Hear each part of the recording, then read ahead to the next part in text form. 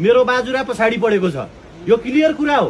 तपाईहरुले मलाई भोट दिए पनि नदिए पनि म बाजुराका लागि बोल्ने मान्छे हो, काठमाडौँमा लड्ने मान्छे म हो। तपाईहरु भोट दिनुस्, म औपचारिक रूपमा तपाईहरुको प्रतिनिधि भएर लड्न पाउँछु उनीहरुसँग। तपाईहरु मलाई भोट नदिनुस्, म काठमाडौँका सडकमा बोल्न छोड्दैन। म अस्ति मात्रै तपाईहरु हेर्नुस्, यो सडक मेरो नाममा मुद्दा छ। यहाँ कति युवाले हेर्नु भएको छ। निर्वाचन आयोगमा यसको उम्मेदवारी रद्द गर भनेर मुद्दा हाल्यो। मैले के भने पुन्ना बेल्टका चारवटा पालिकाका जनतालाई सदरमुकाममा जोड्ने सडक हो मार्तडी कोल्टी सडक खण्ड। त्यो सडक खण्ड 2076 सालदेखि ठेक्का पडेको छ, अलपत्र छ। गत वर्ष 13 करोड रुपियाँ बजेट त्यतिकै खेड गयो। यो वर्ष 15 करोड पडेको छ अनि त्यो अहिलेसम्म काम सुरु गरेको छैन। मैले कोही मान्छे मुख्यमन्त्री हुँदाखेरि त्यही बेला भनेको थिएँ, तपाईँ मुख्यमन्त्री हुनुहुन्छ छिटो बनाउनुस्। अस्ति भने मैले के भने म जितेर आयो भने तिम्रो घाँटी समात्छु, यो सडक बनेन भने। आज